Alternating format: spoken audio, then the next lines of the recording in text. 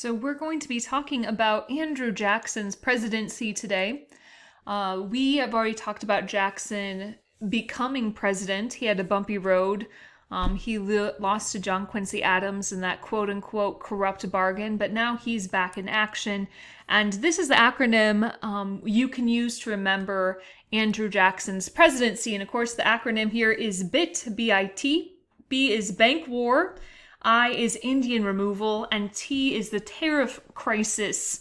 And also, as we'll see here soon, Andrew Jackson is going to be the founder of the Democratic Party. So now no longer is it Democratic Republicans, but now it's just the straight up Democratic Party.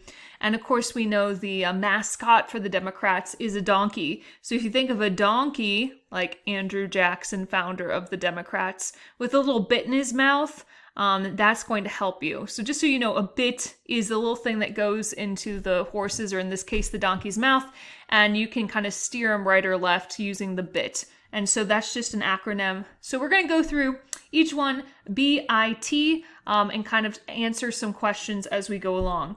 But first, a donkey. Where's the donkey? Okay, so this is just kind of a fun fact.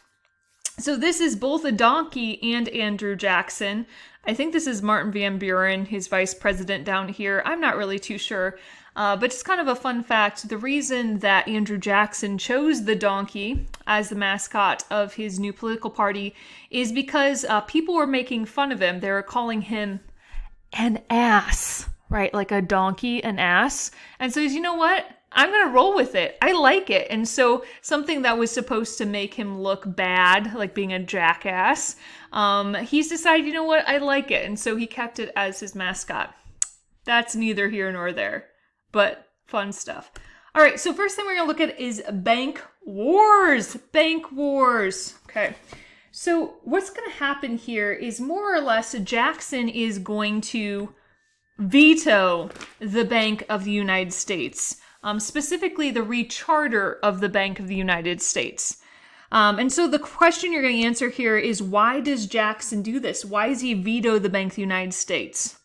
Well, firstly, it's not because he thinks it's unconstitutional. That was a hard word to say. But it's simply because he doesn't like the Bank of the United States. As we kind of saw before, Jackson's going to have more vetoes than all of the first 6 presidents combined. And because it's that very reason, he's not vetoing things because he thought it's kind of unconstitutional, but he's going to veto it simply because he does not like it. And so this is the first time ever a president has vetoed it simply because he doesn't like it. So what's not to like about the Bank of the United States? Well, just to remind you, remember the Panic of 1819? You know, we looked at the causes of the panic, one of them being over speculation of Western lands, and how the Bank of the United States had recalled loans to the wildcat banks, and then the wildcat banks had kind of foreclosed on the Western farmers. Well, Andrew Jackson is all about the common man, like the Western farmer man, and so he really distrusts the Bank of the United States because of things like the Panic of 1819. And plus, it just kind of stood for big business and everything he hated. It catered to the rich. It wasn't the common man sort of deal. And so he really hates the Bank of the United States, and he vetoes it simply because he hates it. So the question then is, what does he do to kill the Bank of the United States? Well, what he does is he vetoes the rechartering. So the bank's not going to live any longer. But the first charter had 4 more years left on it, and he wasn't going to wait 4 years to let the bank die.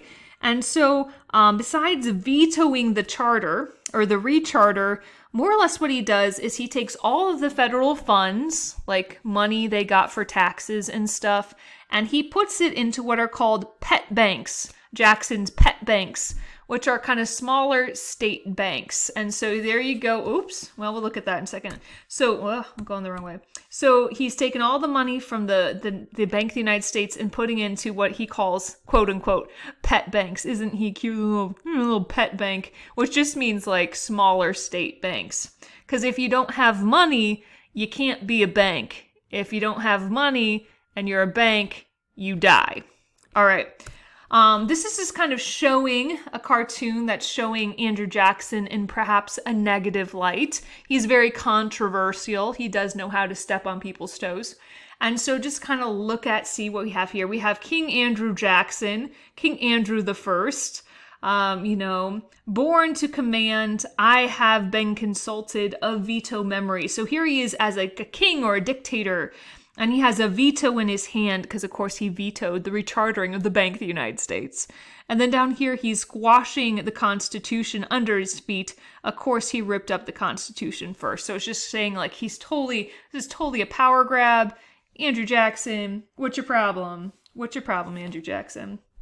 All right, so Jackson is going to be killing the bank, but of course this is the bank wars, and so the bank's going to fight back. All right. Oh, this is a fun quote. We're just going to take a second to read a fun quote. So this is Andrew Jackson discussing the bankers who wanted to recharter the bank. "You are a den of vipers and thieves. I intend to rout you out, and by the eternal God, I will root you out. And so he's obviously not a fan of the Bank of the United States. Okay, so bank wars, here we go. So how does the bank fight back? Well, the president of the bank is this guy right here. His name is Nicholas Biddle. He's the president of the Bank of the United States. And they called him Tsar Nicholas because he was very powerful. And so this is a lovely picture of like a crown a typical Tsar of Russia might have worn. Very exciting. I know, I'm very clever. And so this is kind of Tsar Nicholas I, president of the bank, very powerful guy. And so what Nicholas Biddle does is he starts to recall loans to these kind of smaller banks. And these smaller banks, much like the Panic of 1819, they're going to start then foreclosing on Western farms, once again kind of triggering a mini financial crisis. So he's kind of fighting back by recalling all of these loans, okay? Oh, you're messing with us? Well, we can play this game as well. So recalling loans, causing the foreclosure and kind of a mini foreclosure of mostly Western farms once again, and a mini financial crisis. Okay, so that's how he fights back. All right. However, as we'll see here soon, Nicholas Biddle, you try, but, try as you might, he's going to lose, right?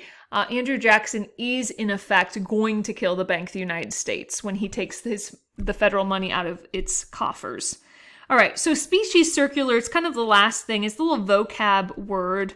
So the idea is, now that the Bank of the United States is gone, or the bus, right? You can just write down bus. Now that the Bank of the United States is gone, so is a stable national currency. So back in the day, how currency worked is more or less you brought your gold into the Bank of the United States, right? And you deposited it. That's how you say that word. And then they give you more or less an IOU. So this is brought to you by the internet, but this is an actual banknote, as they're called, a banknote from the Bank of the United States. This is worth $10 from Philadelphia, whatever. And so more or less money back in the day, banknotes, as they're called, were more or less IOUs from a bank. So instead of carrying around a bunch of gold in your pocket or whatever, the idea is this would be a lot easier, right? And of course, then you wouldn't have to worry about people cheating with I don't even care. You could trust it was worth its value. And so this is the idea. Now that the Bank of the United States is closed, that was our largest bank. And that's kind of more or less where our currency came from. There are IOUs from the Bank of the United States. Now it's closed. Our currency is more or less, it's done for. And so the species circular is more or less, it was passed by the government saying that all public land had to be purchased with hard money, meaning like gold or silver, and no banknotes. So once again, it's kind of a nail in the coffin of the Bank of the United States. Jackson's realizing the bank is more or less dead, and because of that, the currency is dead, and because of that, he says, if you want to purchase national land or purchase public land, you have to use hard money, gold or silver, no banknotes. And just kind of shows you more or less the effect Andrew Jackson had when he killed the bank. Crazy. Let's look at a cartoon. Boom! Wow! I know it's scary. Try not to look away. So General Jackson, of course, hero of the Battle of New Orleans, War of 1812. Okay. General Jackson slaying the many-headed monster Oh no! So once again, here's Andrew Jackson, and then this is Martin Van Buren. He's going to be the vice president during his second term. This is Nicholas Biddle, the president. And then all of these, you can't really see it. This says like Delaware. I can't read them, but all of these are the different branches of the Bank of the United States. And so this is Andrew Jackson kind of battling against Nicholas Biddle and the Bank of the United States. That's all that is. Very exciting, I know. All right, so moving on, we had B of BIT for bank war. Now we're going to look for I, Indian removal. So this is like hashtag Trail of Tears sort of thing. So get excited for some sad stuff happening right now. Okay, so like I said, Indian removal is kind of a bigger idea. What we're going to really focus on is the Cherokee, and we're going to focus on the Trail of Tears. So just realize there's like a larger picture going on with Indian removal in general, and this is kind of like a picture of all of these different Native Americans who are going to be removed, meaning more or less sent over here to what will turn into Oklahoma. But we're really going to focus on in the Cherokee in Georgia, because they're the ones who really kind of bring it to the Supreme Court. And so there's lovely court cases and stuff we'll talk about here. So the first thing you have written there is Cherokee Nation versus Georgia. And so more or less the Supreme Court ruled that Indians weren't independent nations, but more kind of like mini states, right? Dependent domestic nations. Which could be regulated by the federal government. So that was kind of step one, the Supreme Court case, Cherokee Nation versus Georgia. The whole idea here being is, how do we consider Native American groups, Native American reservations? And like, they're kind of like mini states, right? They couldn't make treaties with other countries, much like a state couldn't make a treaty with another country, but they're also not under the jurisdiction of Georgia or South Carolina or Louisiana. They're kind of like their own mini states. So that's kind of the backdrop. That was originally what happened. All right. And so something to keep in mind, kind of Cherokee and Georgia, that next little blank there. The Cherokee were one of what are called the 5 civilized tribes, which means more or less they had totally assimilated, at least the best they could. So assimilated means to make similar. So they really adopted like white culture, right? They had an alphabet, they had a constitution, they lived in cabins, they wore like European styled clothes. And so really they're one of these 5 civilized tribes as they're called. The problem came, of course, is when gold was discovered on Cherokee land, which we'll see is a problem for a lot of Native Americans as we progress in history. So once gold is discovered, Georgia more or less seizes all of Cherokee's land.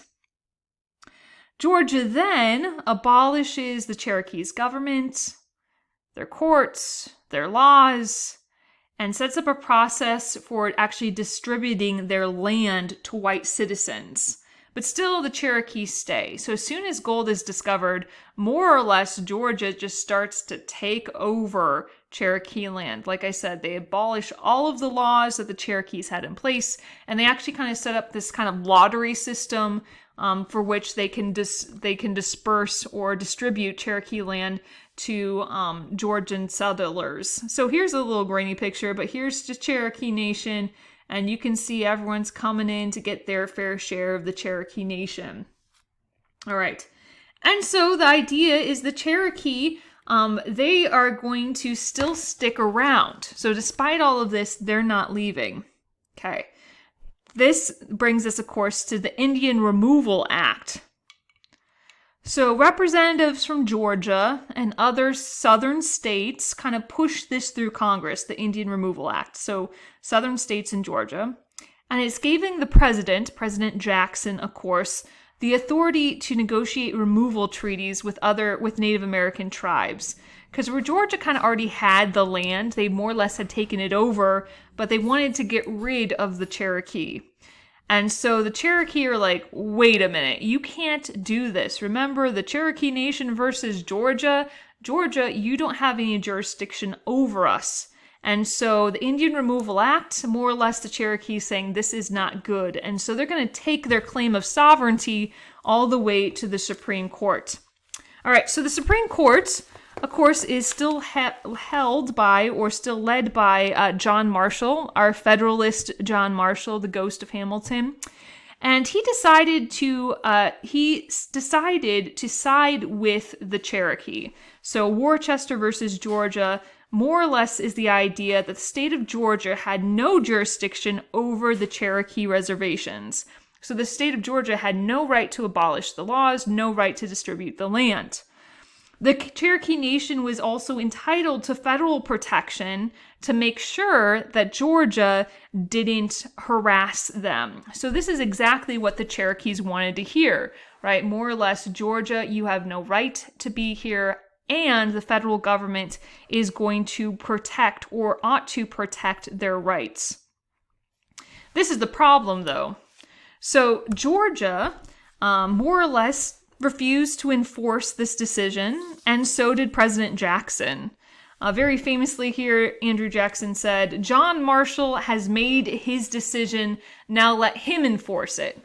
So more or less, Andrew Jackson's like, okay, John Marshall, you've made your decision, but I'm not going to lift a finger to actually enforce it. So more or less, it's a short-lived victory.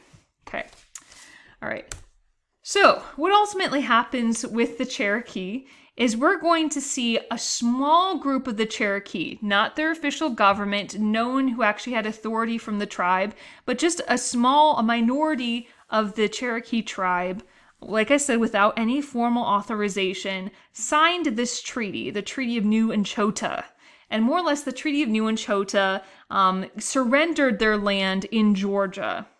The majority of Cherokees protested this treaty, said it was invalid, they had no right to sign it, but it was too late, right? Andrew Jackson had exactly what he wanted. He had this Indian Removal Act in his hand, he had this treaty signed, and so more or less, despite the fact the majority of the Cherokee did not want it, and it was illegal in the sense that it wasn't authorized, Andrew Jackson said, "This is all I need." And that, of course, leads us to the Trail of Tears. And so here again, kind of in northern Georgia right here, we're going to see the Cherokee are going to have a couple of different routes all the way over to Oklahoma, which is more or less Indian territory at this time. This is happening during the winter. I'm going to give you the dates. You don't need to know it specifically, but it's going to be happening in the winter of 1838 to 1839. The idea is they're going to be evicted from their homes. So this is an army, a U.S. Army kind of is doing this. The army shows up with guns and kind of forces them from their homes in Georgia. About 15,000 marched. It took them about 116 days to get to Oklahoma. And about 2,000 out of the 15,000 died on the trail. And that's how it's known as the Trail of Tears. And so you can see there's different routes that they took along the way. There's a water route, there's a land route. But all in all, 2,000 people kind of died along the way. Okay, well, we're not going to watch that. Okay, finally, the last thing we're going to look at with Andrew Jackson is the tariff crisis. So we looked at the Bank War and how Andrew Jackson killed the Second Bank of the United States. We looked at the Indian Removal Act and the Trail of Tears brought to you by the state of Georgia, Andrew Jackson, and the Treaty of New Anchota. And then finally, we're going to look at the tariff crisis. So the first thing we're going to look at is the word abomination. Because what's going to happen is there's going to be a tariff that's going to be passed. It's a really high tariff. And people are going to call it the tariff of abomination. So just so you know what abomination means, because I Googled it for you, you're welcome. It's a thing that causes disgust or hatred. So if you've ever heard of like I can't say it right, the abominable snowman, right? The big scary snowman, right? And so a tariff of abomination is something you're not gonna like very much. So let's discuss the tariff of abomination. All right, so the tariff of abomination, also known as the tariff of 1828, but you can just call it the tariff of abomination because everyone else does.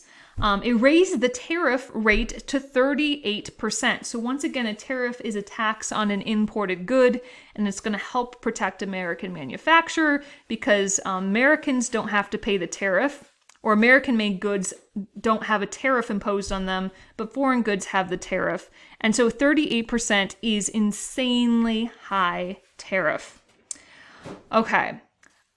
If you look at the map on the right here, you'll notice this is kind of a rough map, but the population in 1830, every dot represents 10,000 people. So you can see the majority of people, of course, are in the North. And so, of course, who has the power in the House of Representatives?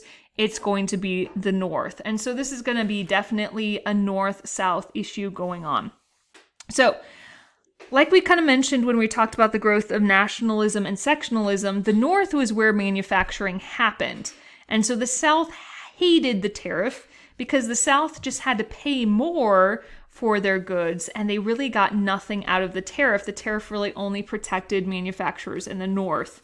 And so this tariff of abomination, the South claimed it to be economically discriminatory. They said it was unconstitutional because it violated states' rights, right? Because they didn't want the tariff. They wanted to nullify it. And so it only passed more or less because the New England had that increased population, that increased power in Congress. And so this is going to be a North-South issue for sure. All right, so let's look at a picture here. And so this is talking about the tariff. This is the Union here. You can see the windmill up here. That's not what it's called, but I'm going to call it a windmill. The South is that direction. The North then is this direction. The Southern guy is really skinny and sad looking. Look, tariff, taxes, tariff, taxes, tariff, taxes. And then the big guy here from the North, he's sitting pretty. He's loving this. He's well fed. All right, so it's definitely a North-South issue. Okay, so what happens is this guy with the awesome hair, I know, it's awesome. His name is John C. Calhoun. You might remember him from when we did our lovely nationalism and sectionalism. He was the guy kind of representing the South in Congress. Well, anyway, he is Andrew Jackson's first vice president. Andrew Jackson will have 2 terms. Okay, so he's his first vice president. And what's going to happen is he publishes something called the South Carolina Exposition. And this is an essay. And he publishes this anonymously. I can't say that word, but you know what I'm saying. He publishes this without his name connected to it. And more or less, it's an essay really encouraging each state to nullify any act of Congress that they felt to be unconstitutional, right? That issue is still floating around. Remember, during Adams' presidency, we had the Alien and Sedition Acts, and then we had the Virginia and Kentucky resolutions, which more or less tried to nullify the Alien and Sedition Acts inside the state. Well, this is the same sort of idea. But this time, of course, the issue is the tariff. So John C. Calhoun is writing this essay, and this is the front page of the essay right here, very exciting, more or less saying that states should have the right to nullify any act of Congress they felt to be unconstitutional. And so, like I said, writing this in the view of encouraging states to nullify the tariff, the tariff of abomination. And this is specifically rough because he's the vice president, right? He's supposed to be on Andrew Jackson's team, but obviously he's not playing on the same team today. Okay, so the plot like gravy is going to thicken because what's going to happen next then is Congress is going to pass something called the Force Bill. And the Force Bill is going to authorize President Jackson to use the Army and the Navy to collect taxes from the states who refuse to enforce the tariff of abominations. So more or less, this is giving Andrew Jackson the authority to use force to go down there and collect the tariff. So things are heating up. And of course, we know Andrew Jackson's kind of like Chuck Norris if he was a lumberjack. And so Andrew Jackson would totally use this. So things are really heating up. Like South Carolina's drawing a line in the sand. Andrew Jackson's drawing a line in the sand. And so what we're going to see is this. South Carolina is going to poke the bear, so to speak. Remember, South Carolina is going to be the first state to secede during the Civil War. So it only makes sense that trouble is going to be brewing in South Carolina. So this is what happens. South Carolina's Ordinance of Nullification. They took their page from the South Carolina Exposition, right, that essay that John C. Calhoun wrote, and they declare the tariff to be null and void. And they said, we're going to refuse to collect the duties on them. And then to add insult to injury, they also nullify the Force Act. So now more or less it is, like I said, it's coming down to the wire. And so we need someone to come in and step in because Andrew Jackson's about ready to go down to South Carolina with an army to force the collection of this tax. And so who steps in? Our old friend here, Henry Clay. This is Henry Clay. I know this is a weird cartoon. We'll talk about it in a little second. Henry Clay, we talked about him. He's like one of those politicians who's always around but never president. He's the one that was in the compromise bargain. He came up with the Missouri Compromise. The idea is Henry Clay, comes in once again as the great compromiser, and he settles things down. He comes up with a compromise tariff. So the compromise tariff of 1833 more or less is Henry Clay's invention, and he says, okay, we're going to lower the tariff rate slowly over the course of next 10 years until it settles at 20%. So currently it was at 38%. He's like, okay, we're going to slowly lower the tariff over the next 10 years until we finally get it down for 20%, right? And so this is something both sides could live with, right? The idea is the Force Act is never going to be invoked, and more or less South Carolina is going to agree to this compromise and is going to agree to pay tariffs according to this time schedule.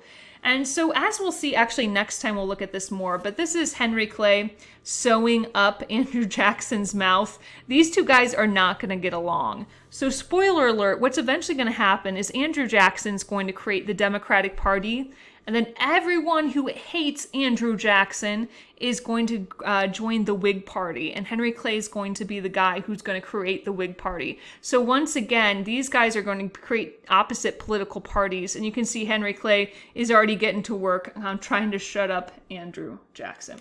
So just kind of to review, BIT is the acronym you want to know when it comes to Andrew Jackson, bank wars, Indian removal, and the tariff crisis.